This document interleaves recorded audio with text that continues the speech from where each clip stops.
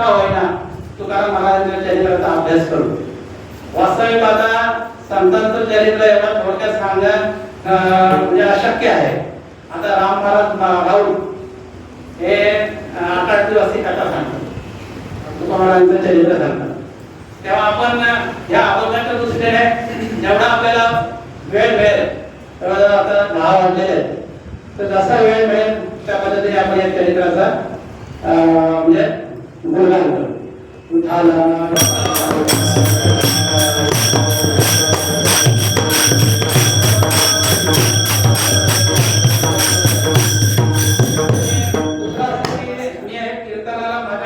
सुरुवात झालेली आहे याचा एक तुम्हाला एक पार्श्वभूमी सांगतो. साधारणतः 1980 साली मी रामदास बुवा मनसूर हे ऐकलं असं नाव माहिती असं काही नाही,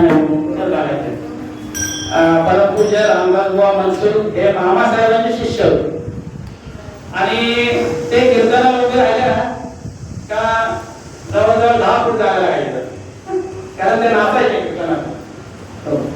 आणि ते कीर्तनात सांगायचे की कीर्तन कोणी करावं, कीर्तन कोणी करावं. म्हणजे त्यावेळेला मी 10-15 वर्षाचा असतो, 15 वर्षाचा. कीर्तन कोणी करावं, का करावं, कुठे करावं आणि कसं करावं आणि कीर्तनाचा विषय काय असावा. तर त्यावेळेला मी ऐकलं, तर त्यावेळेला मी ऐकल्यानंतर मी म्हटलं आपल्या त्यांनी शक्य राहावं. त्यांनी जे नियम सांगितले ते फार कडक नियम. आताच्या सारखं नाही की एक कॅसेट ऐकायची आणि एकच अभंग इकडे फिरायचं असं नाही. तर महाराज म्हणायचे की मला कीर्तन करायचं असेल ना तर कीर्तनकारांनी प्रथम कमीत कमी 10 वाऱ्या केल्या असतात. त्या 10 वाऱ्यातून आळंदी ते पंढरपूर डायरेक्ट एसटी नाही, पायवारी, म्हणजे जवळजवळ 18 दिवसाचा प्रवास हा त्यांनी पायी केला पाहिजे. दुसरी गोष्ट कमीत कमी त्याचे 2000 अभंग पाठ पाहिजे तुकाराम महाराजांचे, म्हणजे तुकाराम महाराजांचे कमीत कमी, आणि बाकी संतांचे पण थोडे थोडे अभंग पाठ पाहिजे. ज्ञानेश्वरीला कमीत कमी 1000 वेळा पाठ पाहिजे, 5 वेळा पाठ पाहिजे, नाथाचे अभंग पाठ पाहिजे, समाधी पाठ पाहिजे, 5 वेळा पाठ पाहिजे. हे सगळं मी ऐकलं बरं. आणि मला ते मी प्रथमच ऐकलं होतं पाठ वेळा म्हणजे काय आणि समाधी म्हणजे काय. परंतु एवढे कमीत कमी 2000 अभंग पाठ पाहिजे असं मी विचार तिथे ऐकला. त्याच्यानंतर त्याचे दोन्ही हरिपाठ पाठ पाहिजे कीर्तनाने. दोन्ही हरिपाठ म्हणजे नाथ महाराजांचं आणि माऊलीचे किती अभंग एकूण 27 अभंग. आणि नाथ महाराजांचे 25 अभंग. म्हणजे माऊलीचं असं आहे की 9 अभंग झाले की रामकृष्ण आहे, परत 9 अभंग झाले की तसं नाथ महाराजांचं असं आहे, पहिले 9 अभंग, नंतर 8 अभंग, नंतर परत 8, असे 25 अभंग. तेव्हा त्याचे 2 हरिपाठ पाठ पाहिजे, त्याचा काकरा पाठ पाहिजे. काकऱ्यामध्ये एकूण 72 अभंग येतात. तुम्ही बोलल्या तेव्हा असं एवढं सगळं मी ऐकल्यानंतर मी म्हटलं म्हणजे हा विचार मी केव्हा सुरू केला आपले बस की बात नाही. पण ते मोठे महात्मे होते, मामासाहेबांचे शिष्य होते. त्याच्यानंतर ते म्हणायचे की कीर्तनात विषय काय पाहिजे. कीर्तनात 2च विषय पाहिजे, एक देव आणि दुसरा संत, तिसरा नको. तिसरा विषय जर का घ्यायचा असेल तर तुम्ही सभा घ्यायची म्हणे. त्याशी विरोध आहे म्हणे. सभा घ्या आणि सभेत काय पण नका, परंतु कीर्तनामध्ये राजकारण बाकी कुठलाही विषय नको. कीर्तन फक्त देव किंवा संत एवढाच विचार करायचा, बाकी दुसरा विचार करायचा आहे. तेव्हा ती एक मर्यादा होती. आणि असा म्हणजे बराच काळ माझ्या जीवनातील गेला. मी असा विचार करतो की मागे आता 60 वर्ष गेली आपल्या जीवनात, आपण काय केलं इकडून. महाराजांचे एक नाटामध्ये अभंग आहे, येथे मी एवढी केले काय नाही म्हणजे आता मला वाटत असे भय सण दिवस चालत जाय, येथे मी एवढी केले काय नाही तुझे काय आठवले. तेव्हा आपण जर का वारकऱ्याच्या घरी जन्म घेतला तरी आपण या क्षेत्रात पाहिलं तसं रुळलं नाही, ही मोठी खंत. कारण कसं आहे, वडील माझे अशिक्षित होते परंतु त्याने मला शिकवलं, त्याने मला ग्रॅज्युएट केलं. मी दुकान झालो 1985 80 ते 85 साली. परंतु असं म्हणतात ना, तुम्हाला माहिती आहे की जगन्नाथ महाराज वेदांत वाचस्पती हरिभक्तपरायण जगन्नाथ महाराज बाबा ते असे म्हणायचे की शिक्षित आणि अशिक्षित म्हणजे काय, तर ते म्हणायचे की सुरक्षित काय सुशिक्षित बेकार. ते मला अजब वाटतं नाही. तो जर का सुशिक्षित असेल तर बेकार कसा होईल. परंतु ते त्याच्या कीर्तनामध्ये एक विषय म्हणायचे, ते म्हणायचे की जे आरामी करतात ना ते शिक्षक ते शिकलेल्या माणसाने करायचं नाही. जे आरामी लोक करतात ते शिकलेल्या माणसाने करायचं नाही. महाराज लोक काय करतात, हरिपाठ म्हणतात, कीर्तनाला येतात, ते नाही ते करायचं नाही बाबा. म्हणजे ही शिक्षकांची भूमिका आहे. आणि कॉलेजचं वातावरण आणि माझे वडील धोतर देत ते कामाला जायचं धोतर नाही जायचं, तिथे कामाचा ड्रेस असायचा तर जायला पण धोतर यायला पण. आणि एकदा असं काहीतरी माझ्याकडून चुकी झाली आणि प्रिन्सिपल मला म्हटले की तू तुझ्या वर्गाला घेऊन ये. आता मला अशी लहान वाटायची, म्हटलं आता वडील धोतर घालतात आणि कॉलेजमध्ये कसं काय म्हणाले. तर ती गोष्ट मी पाहिली. नंतर कसं असं ते खरं म्हणजे फक्त ते शिक्षण कोण लागणार, शिक्षण त्याच्यापासून कुठलाही लाभ नाही. अहो त्या आताचं जे शिक्षण आहे ते पोट सुद्धा भरता येत नाही, एवढी शोकांतिक आहे. फक्त पैशाचा खेळ आहे. तुम्ही कॉलेजमध्ये जा, 200 मुलांचं एका वर्गात असतं. प्रोफेसर येतो, 40 मिनिटं काय बोलायचं ते बोलतो, कोणाला काय समजतं आणि कोणाला काय नाही समजतं हे त्याला माहिती का. जो विद्यार्थी स्वतः अभ्यास करतो तो पुढे जातो, बाकीच्यांचं काही खरं. तर अशा पद्धतीने थोडा विलंब माझ्याकडून थोडा नाही म्हणजे भरपूर झाला. आतापर्यंत भरपूर सेवा व्हायला पाहिजे. ठीक आहे, आता इथं पुढे जे बोलले ते आहे तुम्हाला समजलं असेल, त्या अंदाने आपण तो विचार करू. आता महाराजांचा आपल्याला विचार करायचा आहे की वचनांचा अनुभव आहे मला देव बोलवितो. तर हे वचन कसे तयार झाले बघा. ज्ञानेश्वरी सुद्धा वचन आहे. कोणाचे वचन आहे? श्रीकृष्ण. त्याच्यामध्ये 10व्या अध्यायात एक ओवी आहे. काय ओवी आहे बघा. आता येणे वचन तेजो काळे, आता येणे वचन तेजो काळे, विटले आतील बाहेर अंधारे, मधोनी देखिले साचोकारे, स्वरूप तुझे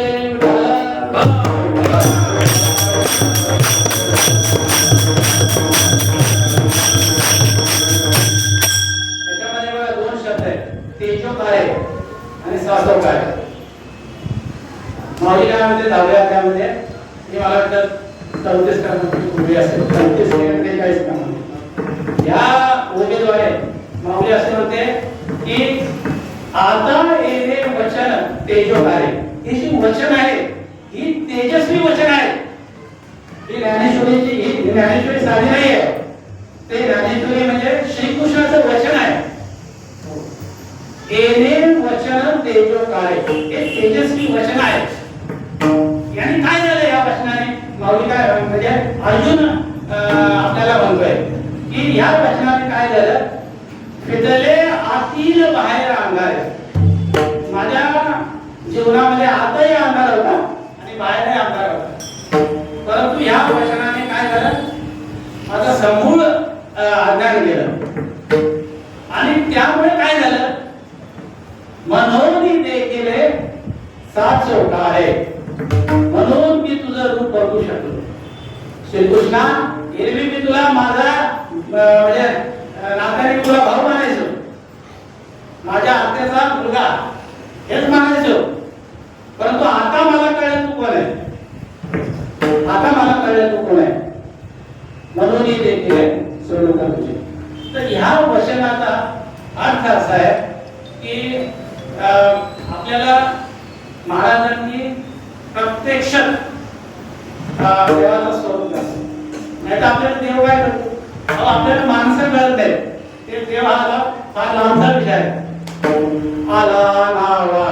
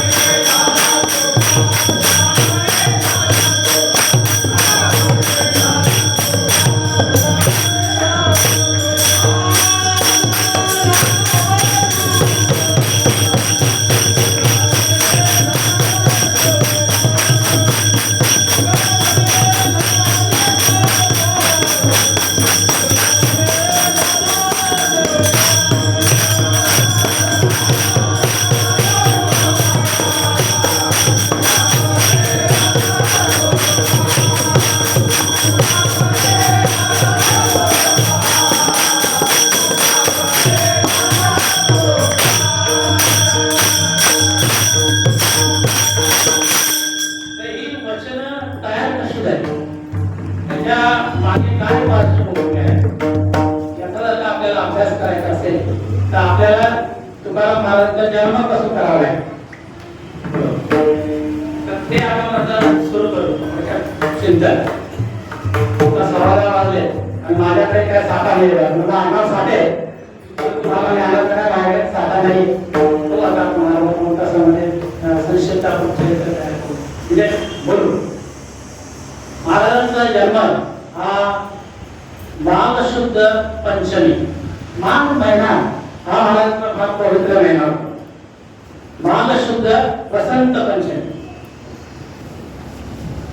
इसवी सन 1608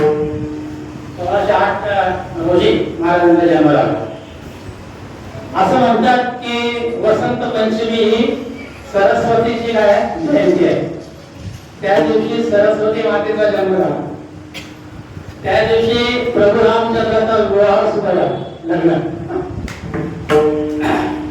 म्हणजे संत बाळा एक चांगली तिथी घेऊन जन्माला येतात आणि चांगली तिथी घेऊन जाऊन ती काय करतात पुणे तिथे जायला म्हणजे ते येण्याचाही दिवस शुभ असतो आणि जाण्याचाही दिवस असतो शुभ असतो तर महाराज 1608 साली जन्माला आले आणि महाराज ज्या कुळामध्ये जन्माला आले ते म्हणजे मोठं पवित्र कुळ पवित्र ते कुळ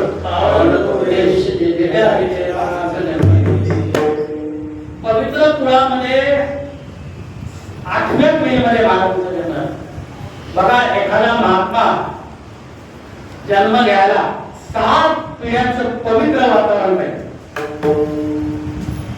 आज तुकाराम महाराज काय जन्म घेऊ शकत नाही आज शिवाजी महाराज काय जन्म घेऊ शकत नाही पुढे पवित्रता पुढे मला पवित्रता आपण संपूर्ण नष्ट केली आणि आपल्याला त्यात काही सोय सुद्धा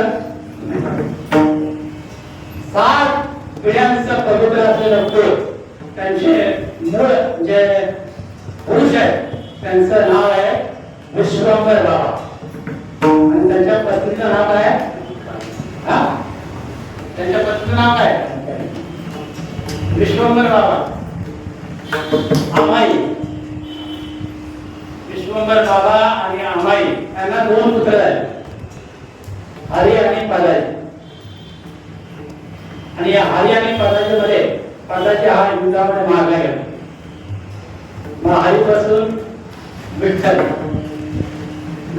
हरीपासून पदाजी पदाजीपासून विठ्ठल विठ्ठलपासून शंकर शंकरपासून कान्हाजी कान्होबा कान्होबापासून बोलोबा आणि गोलवाना 3 पुत्र आहेत.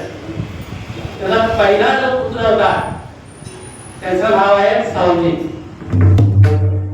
आणि दुसरा जो पुत्र आहे ते तुकोबा, जे आपल्या कथेचे नायक आहेत तुकोबा.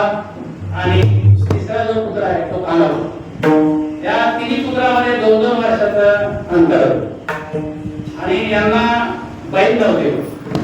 म्हणजे तिन्ही भाऊ होते आणि मोठं वैभवशाली ते घराणं होतं. त्या घराण्यामध्ये महाजनकी होती, श्रीमंती पैशापासून होती, सावकारकी होती, मोठं किराणा मालाचं दुकान होतं, सर्व सुबत्ता होतं. आणि अशी सुबत्ता असताना 3 मुलं होती आणि त्यांचे वडील गोलोबा आणि त्यांची पत्नी कनकाई. मोठा सुखी संसार आणि ही मुलंही थोडे वाढू लागली. त्यापैकी जे मोठे जे सावजी होते ना ते मुळातच विरक्त होते. काय नामस्मरण त्यांचं चालू असायचं. पण वडिलांना वाटायचं की म्हणजे मला चांगला मुलगा असतो ते वडिलांना काय वाटत नाही प्रपंच चांगला करावा. कारण तुला रोज किल्ला मला भजनाला जात असेल ना तर आई वडिलांना ते पावत नाही. ते असं म्हणतात की त्याला काय वाटलं जन्माला आला आमच्या पहिला प्रपंच कर आणि मग परमार. तेव्हा गोलोबांना थोडं वाईट वाटलं की आता आपल्यानंतर सांभाळणार कोण हा मोठा तर असा आहे. मग त्यांना असं वाटलं की मग ठीक आहे याचं लग्न झाल्यावर सुधरेल. तुम्हा आमचा आठवडा सवाल असतो की आपली मुलं लग्नानंतर सुधारली, नवे नवे आणखी दिला सुधारायचं लावू द्या. तर महाराजांनी काय केलं, सावलीचं लग्न लावून दिलं. सावलीचं लग्न लावून दिलं पण त्याला काय काय हा काय सुख दुःख नको. तुकोबा कसे चाणाक्ष होते लहानपणापासून.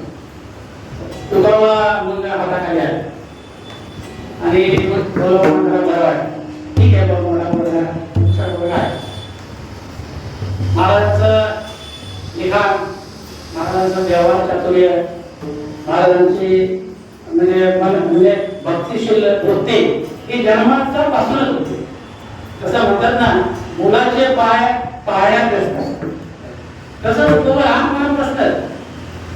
भक्ती त्यांच्या अंगातच होती. आणि हळूहळू मग त्यांनी काय केलं की तुकोबाचं लग्न लावलं. आणि तुकोबांचं जे लग्न लावलं ती पहिली जी पत्नी, त्यांना 2 पत्नी होत्या. एक पत्नी हयातीत असताना त्यांनी दुसरं लग्न केलं. त्याचा विचार आपण पुढे बघू. महाराजांचं लग्न झालं त्या पत्नीचं नाव होतं रखमाबाई आणि त्या रखमाबाई पासून महाराजांना एक पुत्र, त्याचं नाव काय, त्याचं नाव होतं शिवाजी. काय नाव होतं, शिवाजी. आणि नंतर पुढे चांगला संसार व्यवस्थित असं चालवला. आणि 1630 सालची घटना असेल, म्हणजे महाराजांचं वय 21-22 वर्षाचं असेल. त्यावेळेला मोठा दुष्काळ पडला आणि ही सगळी म्हणजे कहाणी आहे ती महाराजांनी गाथ्यामध्ये एका अभंगामध्ये दिली. बघा आपल्याकडे सध्या 4500 अभंग आहेत देवळीकरांच्या गाथ्याचा आहे. परंतु 4500 अभंगामध्ये महाराजांनी मी कोण आहे हे कधी कोणाला सांगितलं नाही. फक्त एक अभंग असा आहे आणि तो त्याचा चरण किती मी बोललो 21 चरण आहे. किती चरण? 21 चरण. त्या चरणामध्ये महाराज असं म्हणतात, आता सुरुवात अशी, याती शूद्र वंश केला व्यवसाय आणि तो आदेव पूज नये बरोबरी पाहिले वचन केल्याचा प्रश्न तुम्ही संती. ते म्हणतात की मी शूद्र जातीमध्ये जन्माला आलो. आता शूद्र जातीमध्ये जन्माला यायचं म्हणजे ते शूद्र जातीमध्ये नव्हते, ते मराठा समाजामध्ये होते. परंतु पूर्वी असं होतं, आता 400 वर्षापूर्वीचा काळ, तिथे दोनच जाती होत्या. काय, एक ब्राह्मण आणि एक दुसरे, जे सर्व बाकीचे शूद्र. ब्राह्मण सोडले की सर्व काय शूद्र. हा, म्हणून महाराजांनी बोलले असतील की यात्री शूद्र वंश केला व्यवसाय केला. आणि आधी हा देव जो आहे ना, तो आधीपासूनच आमच्या घरामध्ये त्याचं पूजन होतं. यात्री शूद्र वंश केला व्यवसाय आधी तो हा देव पूज नये बोलो करी पाहिले वचन केल्याचा प्रश्न संती तुम्ही प्रश्न केला म्हणून मी तुम्हाला सांगतो. वास्तविक माझ्याबद्दल सांगण्यासारखं काही नाही. जेव्हा मोठा गृहस्थ असतो तो स्वतःबद्दल काही सांगत नाही. परंतु आपण म्हणतो ना की म्हणजे मुखात पाहायला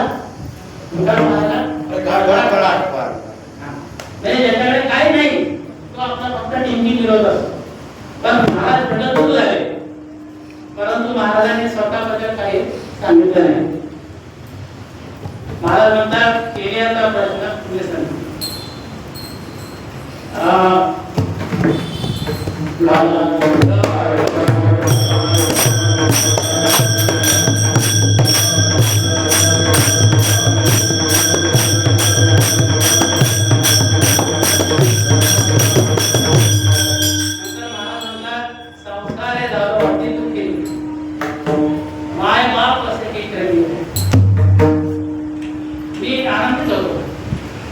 परंतु काय झालं आता की वडील वारले, आई वारली आणि व्यवसाय देखील तुटी येतात.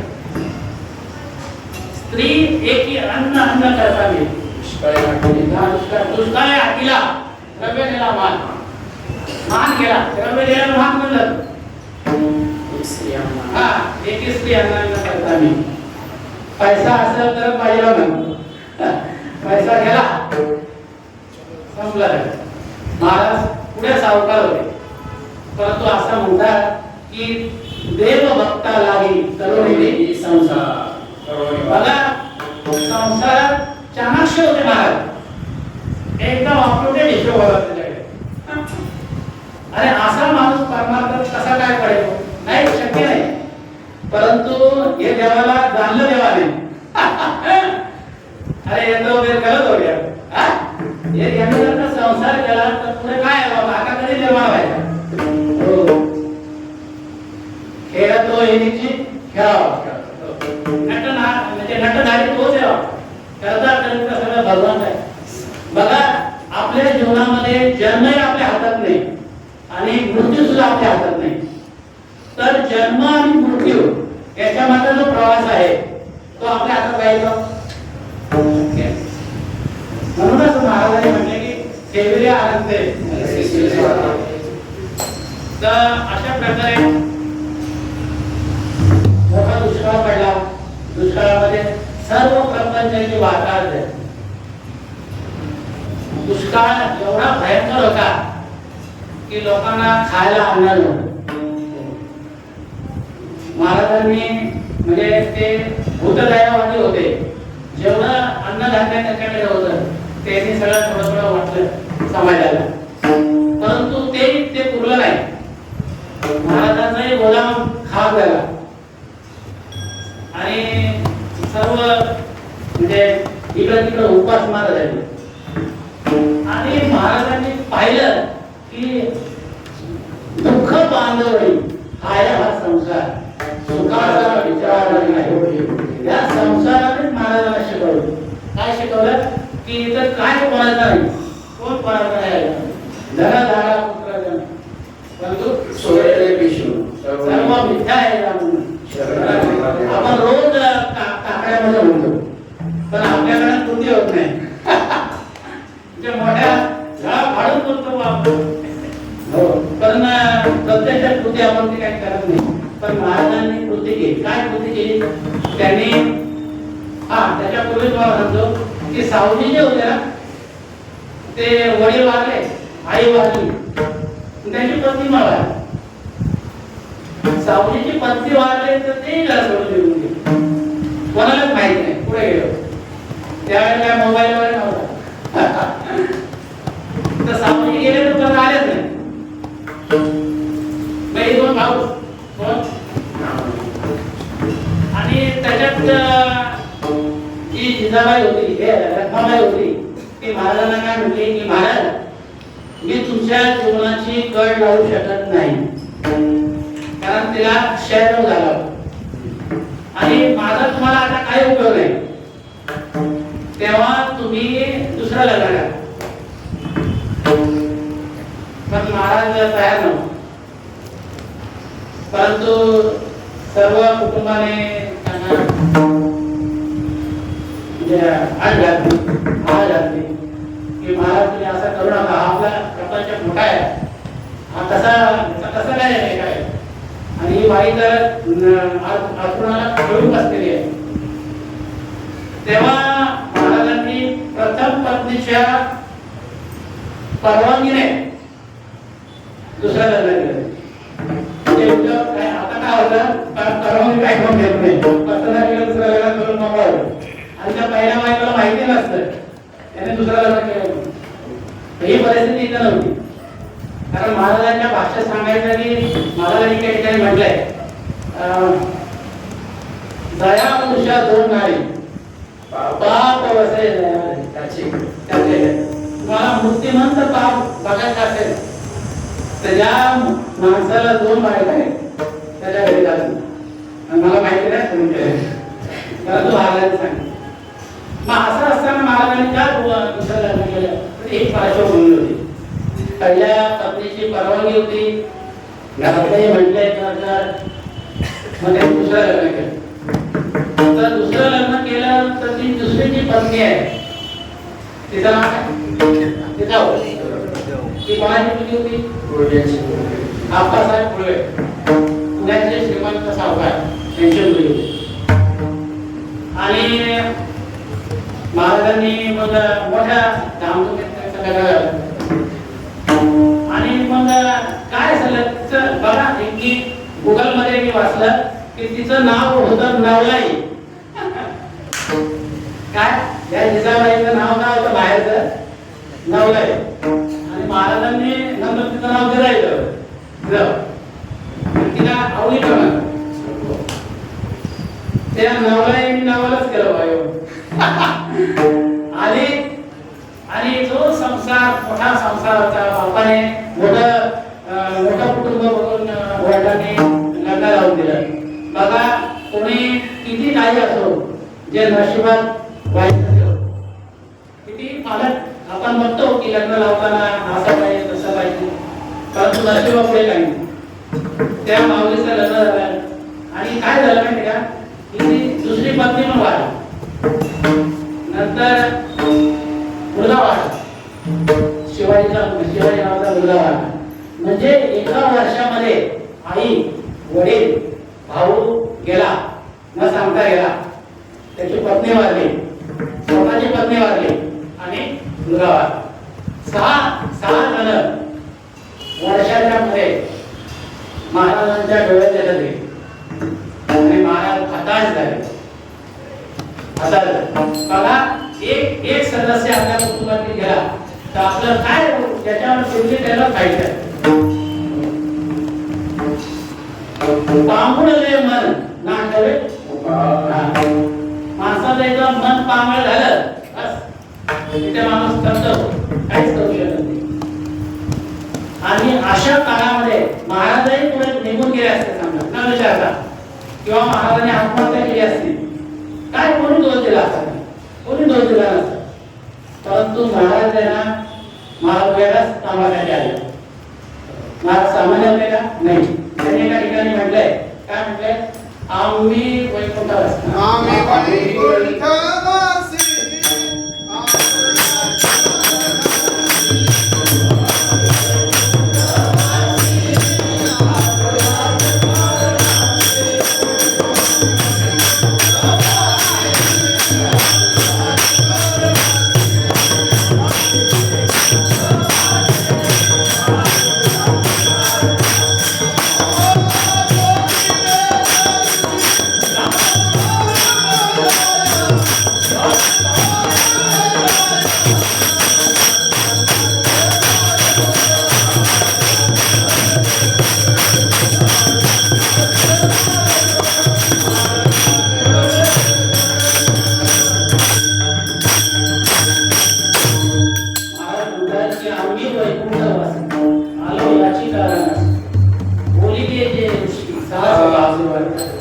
मला महाराज म्हणतात मी खरा इथला नाही, माझं राहण्याचं स्थान वैकुंठच आहे, परंतु मी ते कशासाठी आलो याची कारण नाही, एकच कारण आहे. बोली जे ते ऋषी सात भावे त्याच्यात ऋषी शब्द आहे बघा. काय शब्द आहे? ऋषी. ऋषी आणि दुसरा एक शब्द असतो मुनी. ऋषी म्हणजे जे संसाराला रुसलेले आणि मुनी म्हणजे त्याच्या संसारावर त्यांनी मौन धारण केले. संसार म्हटले की ते काही बोलत नाही आणि ऋषी म्हणजे काय? रुसलेले संसार. आणि ते जे बोलले ते काय बोलले ते सांगण्यासाठी मी जादू संतांचे मार्ग आठ राणे पुढे काय उशिष्टाचा भाग शेष उडला कसे हो. आपण काय करू ते ज्यांनी ते बोलले ते काहीतरी त्यातलं आपण काहीतरी आनंद करू आणि ते तुम्हाला मी समाजाला सांगेन असं महाराज म्हणतात. तिसरं जरा काय अर्थ लोकरी शब्द केला अर्थ लोकरी पुराणे अर्थ केला अर्थ लोकरी पुराणे. अहो काय सांगायचं महाराज म्हणतात अर्थ आम्हाला बरोबर सांगितला नाही, अर्थ आम्हाला ब्राह्मणाने बरोबर सांगितलाच नाही. अर्थ लोकरी पुराणे आणि नाश केला शब्दज्ञान. परमार्थाचा जर नाश कोणी केला असेल तर शब्दज्ञानी माणसाने केला. आपण म्हणतो आमचे आमचे महाराज मोठे हो, काय उपयोग नाही हो, फक्त पैशाचा खेळ. आता मला इथे आपण बोलून आपण आपली भाषा खराब नाही करायची, परंतु वस्तुस्थिती आहे. मी मध्ये पेपरला वाचतो एक बातमी की इंदुरीकर महाराजांनी असं त्यांनी म्हटलं होतं की 2028 पर्यंत माझ्या सर्व तारखा कीर्तनाच्या फुल झालेल्या आहेत, कोणी संपर्क करू नये. आणि दिवसातून साधारणतः 3 ते 4 कीर्तन ते करतात आणि एका कीर्तनाचे साधारणतः 25-30 हजार रुपये त्यांची बिलाही आहे. एखादा मराठी नाट कमवत नाही, नाश केला शब्दज्ञान, संपूर्ण कीर्तनाची परंपरा बिघडवली.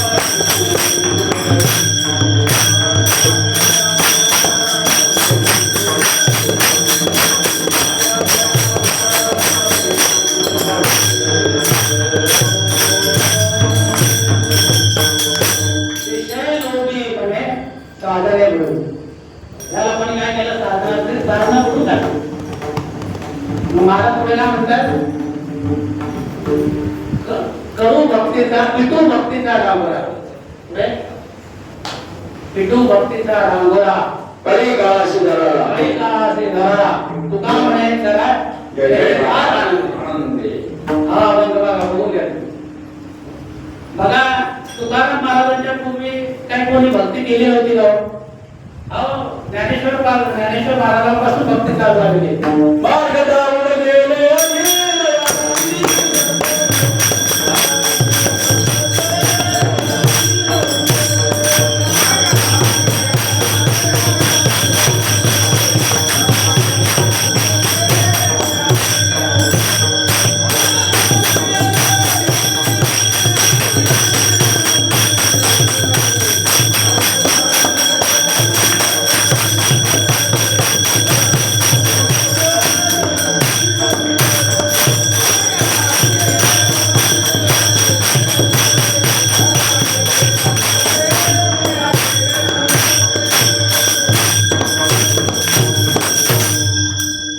त्यानंतर महाराजांना जिजाबाईपासून सहा मुलं आहेत. म्हणजे 3 मुलं आणि 3 मुली. त्या तिघांचं नाव असं होतं की पहिल्याचं नाव होतं महादेव, नंतर विठ्ठल आणि मला वाटतं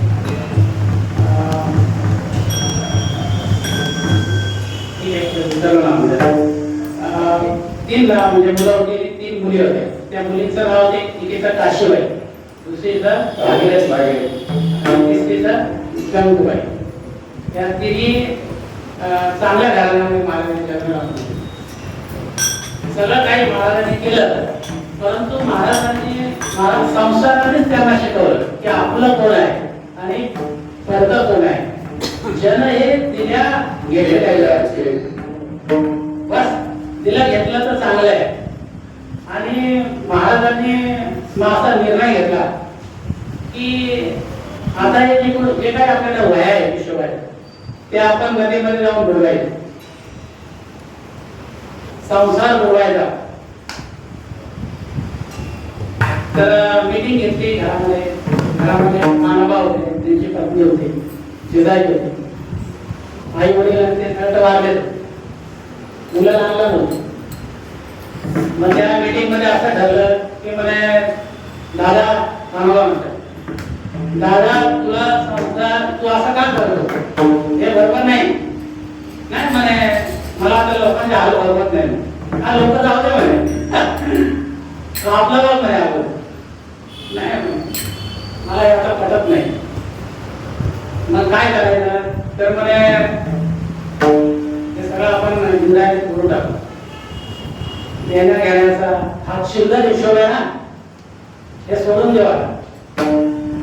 तेव्हा मानवा म्हटले मला काही पटत नाही, मग तुला काय वाटतं. तेव्हा कानोबाने म्हटलं की ठीक आहे म्हणे, पण माझा मला हिस्सा देऊ का, तुझा हिस्सा बुडव. हा मी महाराजांना पटलं, ठीक आहे वाटेत झाले पाहिजे देवाप्रमाणे जे काय प्रॉपर्टी. मग महाराजांनी नेमा वाटा केला आणि यांच्याकडे ज्या वया आल्या हिशोबाच्या ते महाराज इंद्रायणीला घेऊन गेले. इंद्रायणीच्या काठी जमा आले. ते आल्यानंतर लोकांना ते समजलं की असाच पाहिजे. म्हणजे याचं कर्ज होतं, म्हणजे घाट आनंद झाला. हा धन्यवाद. आणि महाराजांनी जेव्हा वया बुडवल्या इंद्रायणीमध्ये तेव्हा त्यांना परत मी गाथा भविष्यामध्ये मी गाथा तयार करेन आणि तो पण बुडवायला लागेल त्याची कल्पना नव्हती त्यांना. आणि जेव्हा वया बुडवल्या जे काय होतं ते सगळं वाटून दिलं. आणि त्याच्यामध्ये आज सरकार काय करतं, शेतकऱ्यांचं कर्ज माफ करतं, पण कर्ज माफ करणारे पहिले उभा एवढं बाकी मानव करावं आहे. लोकांचं सगळ्यांचं कर्ज माफ केलं. आणि मग ते विचार करू लागले की आता पुढे काय. आणि त्यांची पूर्व पुण्याई होती की कारण विठोबा हे त्यांचं कुलदैवत होतं आणि मागच्या 7 पिढ्या निस्वार्थी सेवा त्यांच्याकडून झाली. त्यामुळे एका ठिकाणी ते असं म्हणतात की काही मागणे आम्हा अनुचित वडिलांची रीत त्यांनी देवाकडे काही मागितलं नाही. निस्पृह भावाने त्यांनी सेवा केली आणि ते ह्या पृथ्वी तलावर एकूण 42 वर्ष आहे. महाराज 42 वर्ष आहे. ज्ञानेश्वर महाराज 21 वर्ष आहे. 22 वर्ष त्यांनी समाधी घेतली. म्हणजे संत हे काय करतात, एक कार्य घेऊन इथं येतात आणि कार्य झालं ते 100 सुद्धा राहत नाही.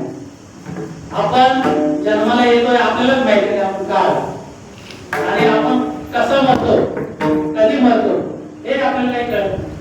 आपलं सगळं म्हणजे कसं आहे, जे न बोललेलं ते बरं आपल्याविषयी. तेव्हा महाराजांनी मग साधना सुरू केली. त्यांचं पहिलं त्यांनी काय केलं, देऊळ जे होतं विठ्ठल रुक्माईची मूर्ती ते विश्वंभर बाबांनी त्यांच्या शेतामध्ये भेटलेली आहे. असं म्हणतात की पंढरपूरचीच ती मूर्ती आहे. इथून पंढरपूर 400 किलोमीटर आहे, 400-450 किलोमीटर. परंतु 250 किलोमीटर इथून आपलं देव आहे. आपण देवचं जरी दर्शन घेतलं तरी पंढरपूरचं घेतलं. स्वयंभू मूर्ती आहे. त्या स्वयंभू मूर्तीमध्ये महाराज जात असतात. संसाराचं तर आता ते काही समाधान झाले आणि त्यांच्या मनात असं आलं की हे मंदिर आहे ना, मंदिर पाडायला झालं, त्याची डागडुजी करावी, मंदिराला रंगोटी करावी असं त्यांच्या मनात आलं. तेव्हा त्यांनी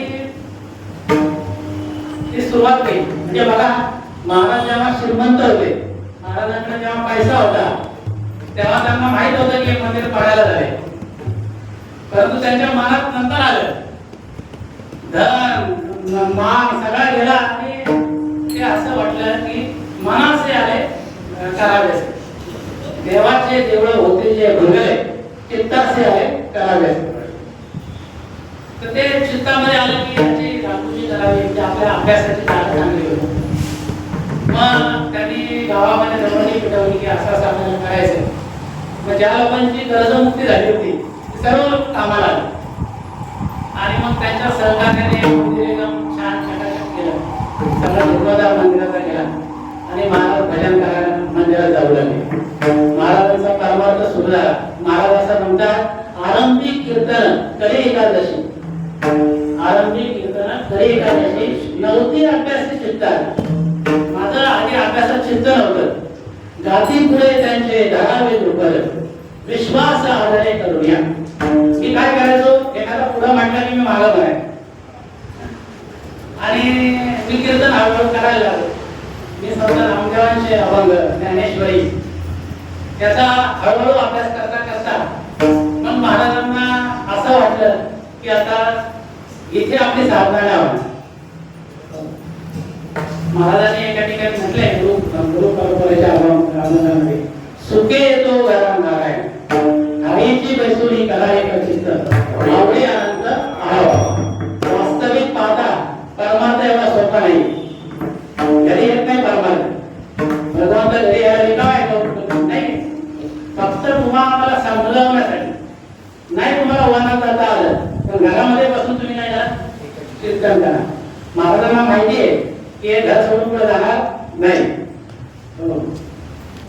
त्या घराला इकडे जेवढे काय म्हणतात हाऊस, सर्व प्रकारचे हाऊस त्या घरामध्ये होते. चांगली सुद्धा हाऊस होते आणि वाईट सुद्धा हाऊस होते. पण तो हाऊस काय सोडत नाही, घर काय सोडत नाही. तेव्हा मग त्यांच्या मनात असं वाटायला लागलं की चला मग एक दिवशी आपण रामचंद्राला जाऊ, एक दिवशी आपण गुराड्याला जातो, एक दिवशी आपण रामचंद्राला जातो. असं करता करता महाराज जायचे ना, तर या जिजाईला कायच नाही की महाराज गेले पुढे. पती म्हणायला लागली की पूर्वीच्या पतिव्रता स्त्रिया होत्या, पती जोपर्यंत जेवण नाही तोपर्यंत त्या जेवण नव्हते. जेव्हा तुकाराम महाराजांना ती जेवू घालायची, त्याच्यानंतर ती जेवायची. तेव्हा ती महाराजांना म्हणायला लागली की महाराज मला कळत नाही तुम्ही नेमकी पुढे जाता, मला जाताना असं सांगू ना. तेव्हा महाराज म्हणायला लागले किंवा मी पुढे जातो हेच मला कळत नाही. हा अहो तिथे म्हणजे तुम्ही जर का देवला गेला तिथे 3 रस्ते नदीच्या नंतर 3 रस्ते 3 जागे, एक घोड एक पांढरा एक घोडा. तेव्हा ते पत्नीला म्हणायला लागले की तू असं कर, त्या रस्त्यावर कान लाव, त्या कानावर तुला विठ्ठल विठ्ठल ऐकू येईल. त्या ठिकाणी मी गेलो निश्चित सांगतो. मला जर का रस्त्यावर त्यांचे आवाज ऐकायला आवाज काय मग काय करायची की त्या रस्त्याला ते कान लावतो. मग तिथे तो धोरण आला विठ्ठल मग त्या रस्त्याने काय आणि मी ती प्रथम ती काय करायची महाराजांना जेवढा सुरुवातीला महाराज त्याचे 2-2, 3-3 दिवस घरीच येत नसत. मग ती महाराजांना म्हणायला लागली की महाराज तुम्ही परमार्थ करताय ठीक आहे, मला काही विरोध नाही तुमचा, परंतु तुम्ही कमीत कमी रात्री घरी येता, रात्री कमीत कमी घरी येता, समाज काय म्हणतो. मग ठीक आहे ना. मग महाराज घरी रात्री येथे यायला दिवसभर जायचे आणि यायला घरी येत होते. त्याच्यासाठी एकदा एका ठिकाणी असं म्हणतात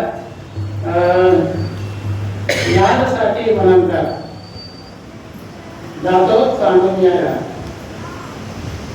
यासाठी वनांतरात जातो सांगून यायला, माझे दिखाविल प्रेम बुद्धी होईल निष्काम. मी वनात कशासाठी जायला लागलो की भगवंताचं प्रेम माझं वाढेल, मला एकांत वास मिळेल आणि माझी दृष्टी काय होईल निष्काम. परमार्थ आपण तुम्ही आम्ही नेहमी करतोच आहे, परंतु आपली सकाम बुद्धी आहे, आपण निष्काम मध्ये कधी काढणार. आता प्रत्येकाला परमार्थामध्ये प्रत्येकाला वाटतं की माझं काय, मला काय मिळेल मेरा क्या. तर अशी वृत्ती झाल्यामुळे परमार्थ याचा सोपा राहिला. महाराजांनी वनाचा प्रवास केला, वनामध्ये ते साधना करू लागले आणि साधना करता करता त्यांना म्हणजे एका ठिकाणी असं म्हणतात भामचंद्र पठारी वस्ती दान केली, वृत्ती स्थिरावली परब्रह्मी. वृत्ती स्थिरावली परब्रह्मी काय वृत्ती स्थिरावली परब्रह्मी. भामगिरी पठारी वस्ती दान केली, वृत्ती स्थिरावली परब्रह्मी.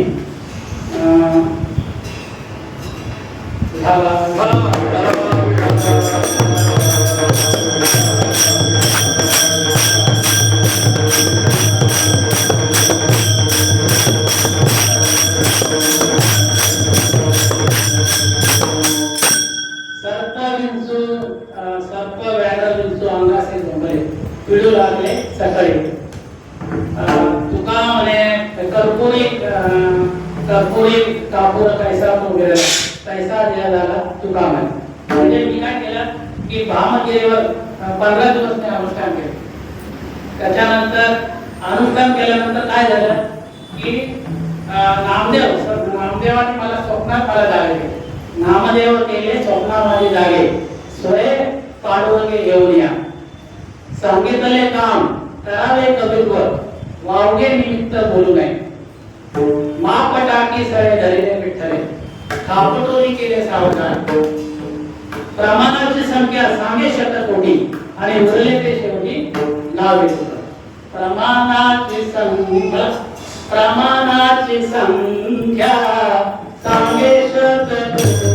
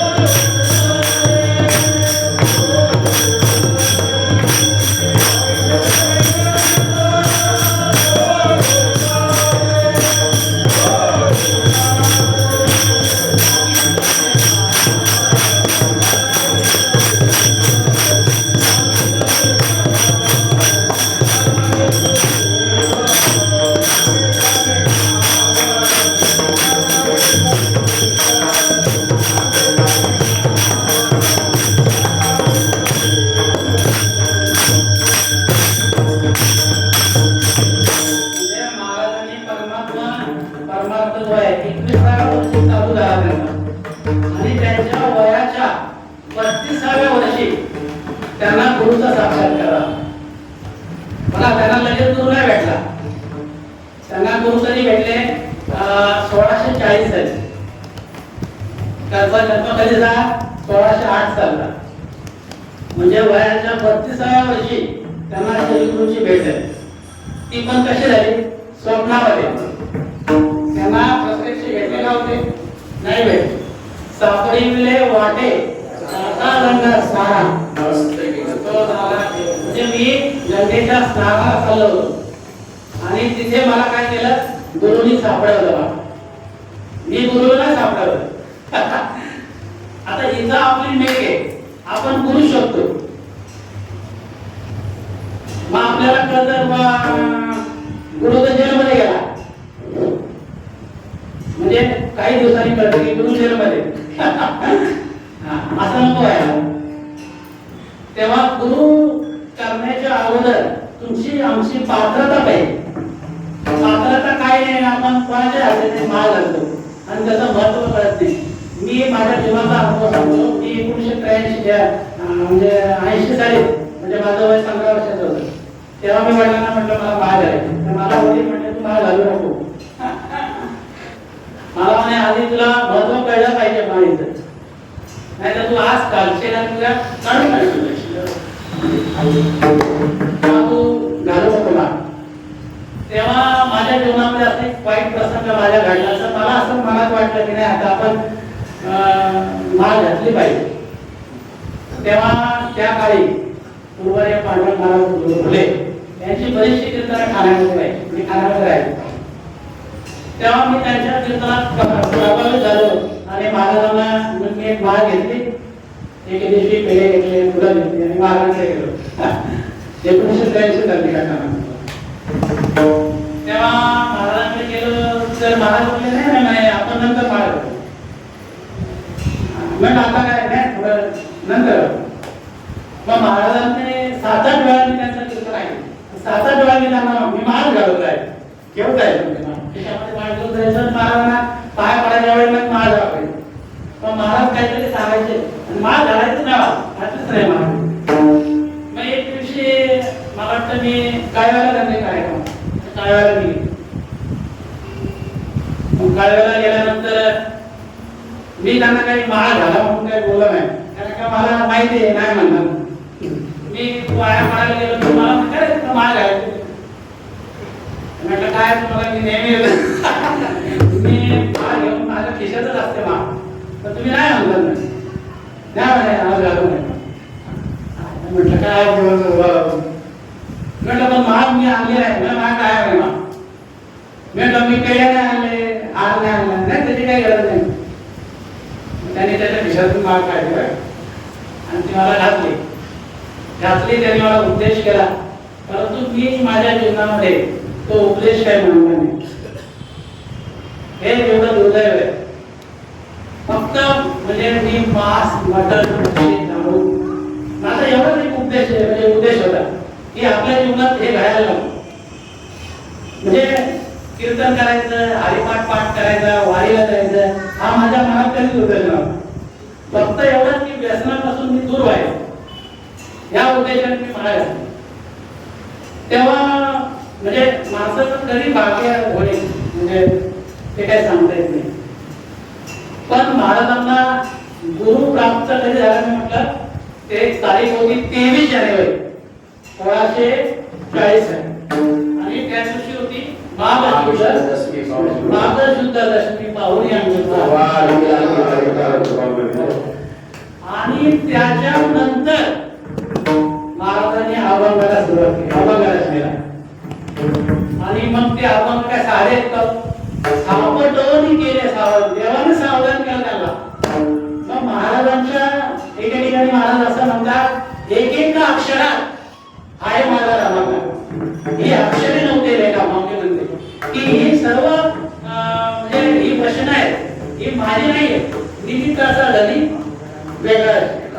एके ठिकाणी असं म्हणतात महाराज की मना वाटे तैसे केली वचने सलगी धीटपणे केली तेव्हा ही सलगी केली मी आणि याच्या प्रकारे आपली ती वचन तयार झाली आणि ही वचन कशी आहे ते आपल्या अभंगाला घेतलं पाहिजे.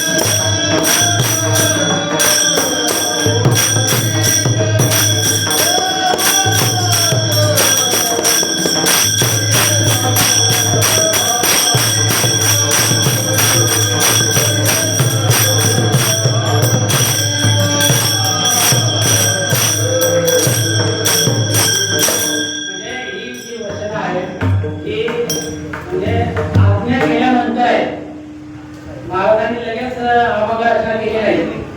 वचनाचा अनुभव ते बदल बोलले सर्व देवाची आहे, परंतु अभाविक जे आहे त्यांना हे कळणार नाही आणि हे जलद जीव आहे त्यांना काय कळणार आहे.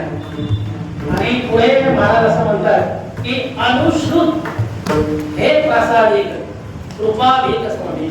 तर अनुश्रुत हा शब्द आहे ना महाराज, अनुश्रुत म्हणजे काय, पूर्वी कोणालाही भेटलेला नाही असा प्रसाद तेव्हा महाराज.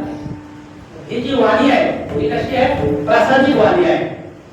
आणि पुढे महाराज असं म्हणतात की तुका म्हणे वरवरी, म्हणजे मी तुम्हाला वरवरी सांगतो तरी तुम्हाला हे कळणार नाही. कारण का, तुम्ही काय अभाविक लोक आहेत, अभाविक लोकांना कळणार नाही आणि जड जीव लोक आहेत त्यांना सुद्धा हे कळणार नाही. तर अशा पद्धतीचं जे प्रकारे या अभंगाची रचना आहे. आता मला स्वतः अनुभव नाही, तर महाराजांचा अनुभव मी सांगण्याचा प्रयत्न केला आणि जी काही सेवा मी आतापर्यंत तुमची केली ती वाकळीकर देवदान. आपण मोठ्या प्रमाणे एक सांप्रदायिक पद्धतीने भजन करू आणि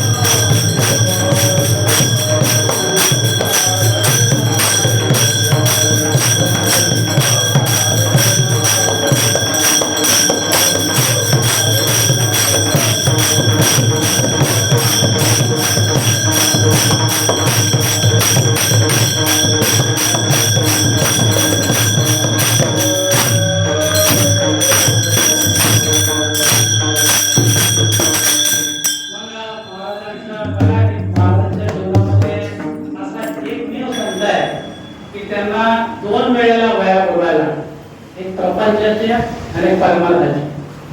बाकीच्या संतांचा ज्ञानेश्वरांचा विचार केला तर ज्ञानेश्वरी तयार झाल्यानंतर समाजाने त्यांना डोक्यावर घेतलं, समाजाने त्यांना डोक्यावर घेतलं. परंतु महाराजांनी गाथा तयार केला पण समाजाने त्यांना बोलवायला लावलं. काय किती दुर्दैव असेल. म्हणजे जगद्गुरूच्या वाट्याला जर का असं आलं तर तुम्ही आम्ही काय परमार्थामध्ये आपला अपमान होतो कधीतरी, पण आपण पचवायला शिकलं पाहिजे. जो अपमान पचवेल तो परमार्थात पुढे जाईल. आणि त्यांनी लाज धरली झालं, म्हणजे लाजेची अशी वाटा नाही. परमार्थात लाजला की तो गेला, संकोचित वृत्ती झाली नाही पाहिजे. आणि ज्याप्रमाणे महाराजांचं नाव लौकिक झालं, त्याच्यानंतर मुंबाजी बाबांचे शत्रू होते, मुंबाजी बाबासाठी.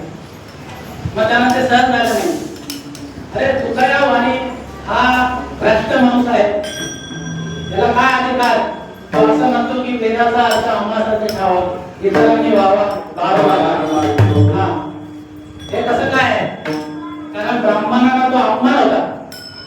मग त्यांनी रामेश्वर भट्टांना बोलावलं आणि त्याचा निवाडा द्या तुम्ही. यांनी जे जे भांडवल दिलंय, अभंग केले, ते रुपयाला सांगा काचेमध्ये. तेव्हा पंचायत भरली आणि शास्त्र जे जाणणारे होते मोठमोठे नाव म्हणजे आता रामेश्वर दशग्रंथी ब्राह्मण होते, सर्व पाठ होते.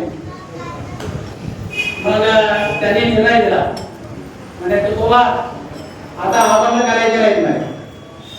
ठीक आहे म्हणजे तुकोबा म्हणजे ठीक आहे. मग आता केलेलं तर काय करायचं? नाही केले ना ते बुडून टाका म्हणे, ही राहिली. त्यांना वाईट वाटलं की त्याच्यासाठी मी संसार बुडावला आणि हे अभंग मी तयार केले समाजासाठी, आणि ती आज बुडवायची. त्यावेळेला काही मशिनरी नव्हत्या, त्यावेळेला काही कॉम्प्युटर नव्हते, हेच वही होती, तीच वही फक्त. परंतु काय झालं की अभंग म्हणजे ते असं म्हणतात बघा. 2 चित्रपट आपण पाहिले, तुकाराम जुना चित्रपट संत तुकाराम, एक नवीन चित्रपट आला हा, तर त्याच्यामध्ये गाथा बुडवला आणि त्याला असं दाखवलं गेलं. परंतु दुसऱ्या चित्रपटामध्ये बघितलं असेल बघा तुम्ही, त्याच्यामध्ये असं नाही दाखवलं. त्याच्यामध्ये गाथा बुडवला परंतु लोकसंगीत आला, जे लोकांनी तो पाठच केला होता. संपूर्ण गाथा लोकांनी पाठ केला, परंतु असं नाहीये.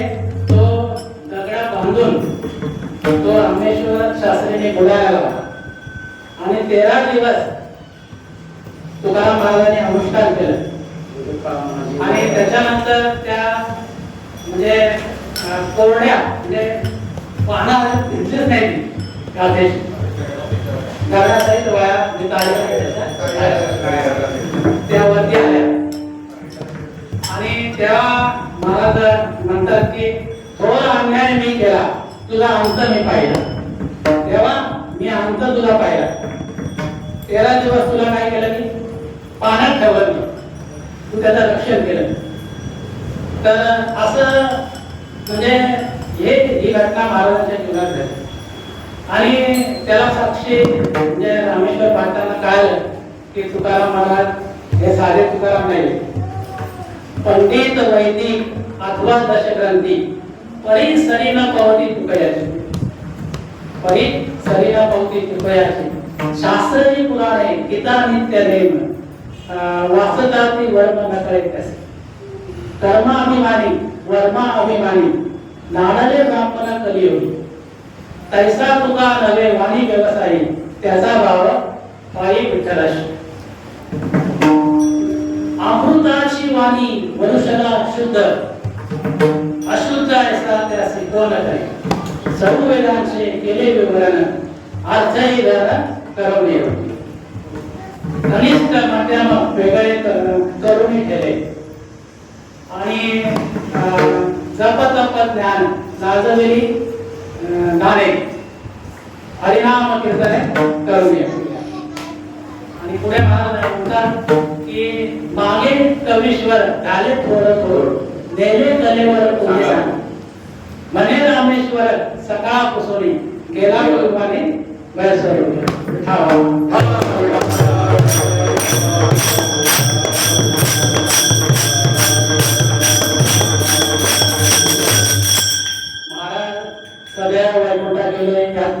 की मात्र शंका नाही.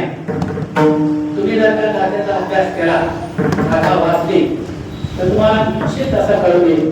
पण तो कसा आहे, आता मला एक महात्माच्या मुखातून मी ऐकलं की आजकालचे वडापाव आणि मिसळपाव खाणाऱ्या माणसाला काय कळणार, त्यांना काय वाटणार महाराज. संतांचा महिमा संतची जाणती तुका म्हणे ते वावे ते आपण कधीच महिमा. म्हणजे महाराजांना जर का ओळखायचं असेल, महाराजांना जर का ओळखायचं असेल तर आपण सुद्धा महाराज झालं पाहिजे. तेव्हा आपण महाराजांना ओळखू. आणि महाराजांनी महाराजांनी फार मोठी क्रांती केली सामाजिक क्रांती. त्याच्यामध्ये त्यांनी बाळापिढीचे अभंग, 100 बाळापिढीचे अभंग आहेत. त्याच्यामध्ये जर तुम्ही वाचलात ना, म्हणजे त्यांनी त्याला मी तर मिनी भागवत म्हणत होते. बाळापिढा म्हणजे तसं भागवत. त्यांचं जे चरण आहे ना, आपलं पण चरण आहे त्याच्यामध्ये एक चरण तुम्हाला मी सांगतो, सवे देव तया आड नाही काही. ज्याच्या बरोबर देव आहे ना त्याला कुठल्याही प्रकारचा अडथळा येणार नाही. महाराजांना मी आलो तर ते महाराज म्हटले करून घे. आणि प्रथम कसं असतं, पहिलं माझी पहिलीच वेळ आहे, मी कधी सराव केला नाही, काय नाही. असं म्हणतात ना की पहिला पगार, पहिली नोकरी, पहिला कीर्तन. मी आता ना एक समूह कार्यक्रम आहे कुमार केतकर, हा दूरदर्शन कार्यक्रम व्हायचा मुलाखतीचा. त्याच्यामध्ये त्यांनी रुबीन थत्ते म्हणजे हे पुढे प्लास्टिक सर्जन यांचा ज्ञानेश्वरीवर फार मोठा अभ्यास आहे. त्यांना प्रश्न त्यांनी केला की म्हणजे तुम्ही ज्ञानेश्वरीची उपासना कशी करायला, पुढे ज्ञानेश्वरी पुढे ते प्लास्टिक सर्जन. तर ते म्हणे काय झालं, माझं काहीतरी पूर्व नाही आपण. तर तेव्हा त्यांना विचारलं त्यांनी, म्हणे तुम्ही किती आतापर्यंत सर्जन म्हणजे प्लास्टिक सर्जन केली. तर त्यांनी त्यावेळेला आकडा होता मी बघितला, म्हणजे त्यांनी सांगितलं की 10,000च्या वरती त्यांनी शस्त्रक्रिया. तर त्यांना त्यांनी प्रश्न विचारला की तुमची पहिली शस्त्रक्रिया तुम्ही कशी दिली. बघा, चोरी करणाऱ्याची पहिली चोरी जी असते ना ती पण तो गावात जातात ती यशस्वी होईल का नाही. आणि चोरी करताना पकडला तर आहे बाप. तशी माझी स्थिती झाली. पहिला कीर्तन माझं आहे आयुष्यामध्ये. मी कधी भविष्यात याच्या देवाच्या समोर उभं राहून कीर्तन करायला असं कधी आयुष्यात मला वाटलं नव्हतं. आता माझी मुली आता गेली मग अशी, तिला मी विचारलं मी कीर्तन करतो म्हणे, मंडपात कोणीच आवाज. तिची प्रसिद्धी अशी होती की तुम्हाला बघून सगळं कळून जातील. बरे असं त्यांना माहिती आहे की ठीक आहे, मला मागायचं अंगा नाही, पण अभ्यास एवढा नाही, परंतु आता पुढे जबाबदारी आहे, थोडा अभ्यास करावा लागेल. आणि मी हरिनाम भक्त मंडळांना म्हणजे धन्यवाद द्यावे तेवढे थोडे, कारण आजचं जे युग आहे याला बेटा जनरेशन म्हणतात. 2025 1 जानेवारी 2025 नंतर जेवढी मुलं जन्माला आली जगामध्ये त्याला काय बोलतात, बेटा जनरेशन. म्हणजे जन्मतच तुमच्या आमच्या 50% पुढे. काय वाक्य त्याचं, ही जी पिढी आहे ही 50% पुढे राहणार होता. आणि अफाट बुद्धिमत्ता येणार झाला पुढे. आणि आताच AI टेक्नॉलॉजी सुरू झालेली आहे, आर्टिफिशियल इंटेलिजन्स. म्हणजे ह्या युगात महाराजांना जाऊन 400 वर्ष झाली. आजही ह्या युगामध्ये त्याची आवश्यकता आहे. विठू भक्तीचा डांगरा आणि हे कार्य हरिनाम भक्त करते तेव्हा भगवंत त्या सर्व जणांना सभासदांना उदंड आयुष्य देव. त्यांच्याकडून उत्तर ही सेवा घडत राहो. आणि एवढं बोलून मी आपल्याला सांगताय त्यांचा आपण नामस्मरण करू आणि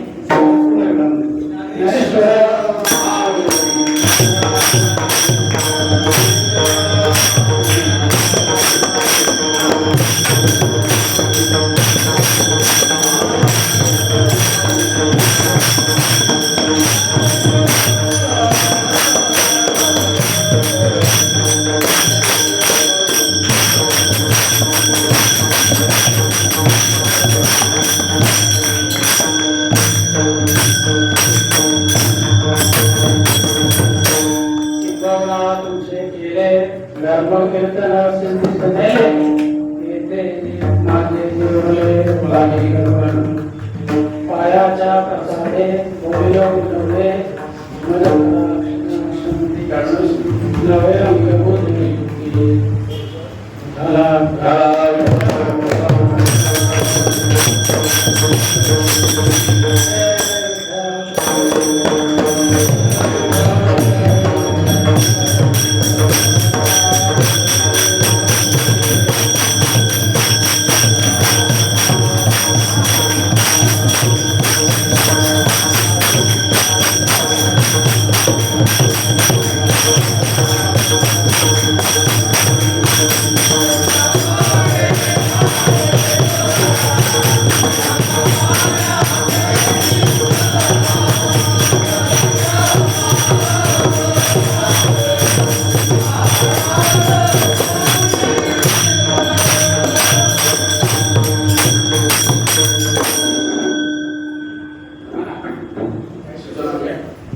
आज आपल्या विठ्ठल मंदिरामध्ये जी आज हरिदेवीची सेवा होती ती हरिभक्त पारायण देवीनाथ महाराज साठे यांची पहिलीच कीर्तनरूपी सेवा पार पडली. आणि या मंदिरामध्ये पहिले कीर्तनकार करणारे बरेचसे महाराज आहेत आणि बरेचसे महाराज तयार झाले. आणि तुम्ही तयार झाला बाबा, तुम्ही तयार द्या असं आम्ही म्हणत नाही, कारण सर्व संकटाचा पूर्ण अभ्यासाचा दास सर्वचा प्रयत्न झाले. आणि तुम्ही संकटाचं दास तुम्ही सगळं जाणलं नाही, तुमचं कीर्तन पहिले असं आम्हाला तरी वाटत नाही. बाबा तुमचा चांगला आहे, तुम्हाला